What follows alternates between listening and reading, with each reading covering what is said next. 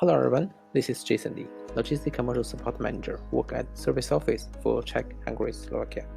Today I want to unbox a course, Digital Product Management, Morden Fundamental. To give you a good overview, we will go through the product development process together with the knowledge I learned from this course. When we talk about digital product management, usually we focus on three topics. First, feasibility. Means technically, can we build this product? Second, viability. So can we make money from this product? Third, but also the most important one, is desirability. Do the customer need this product? And is this really better than the alternatives in the market? It looks quite clear, right? But how to make it happen in the real world? Usually, we start from customer pain point. By describe how the customer think and feel. What do they see and do? We will get a typical customer profile, which is called persona. Next step, combine the pain point with the persona. We will create a few problem scenario.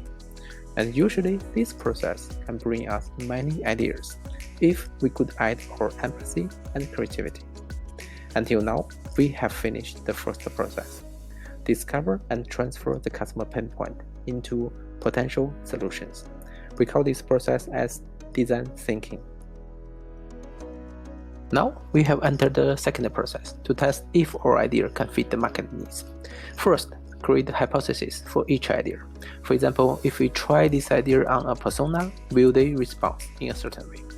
Second, value proposition.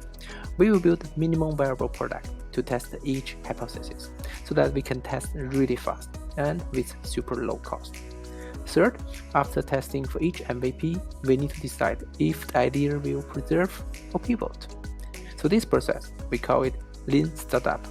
By quickly iterating the process, majority ideas will be taken out, and only those fit market needs will stay. Okay, now we have entered the third process. In this stage, we will quickly transfer our idea into software and test if customer like it. Step 1, create user story mapping. We start from decomposition the epic user story into activity and task. Then link the features under each task and sort by the impact to the task. Step 2, prototype. Transfer user story into a decision journey. Then we can visualize it via very simple interface. Step 3, in case you have built a revolutionary prototype, the hook framework is a useful tool for user habit building. Step 4, usability test.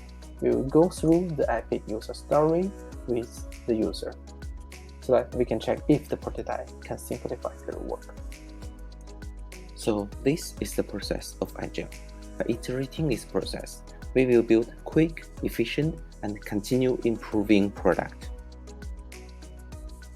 Until now, we have gone through the major process for the product development, but for sure, there are many more interesting content in the course, like cooperation with stakeholder, resource planning, business model canvas. And there are a lot of interviews with the product manager who work in the Silicon Valley. That will help us build a great bridge between the knowledge and experience. Well, that's all for my sharing. Thanks for listening and happy learning.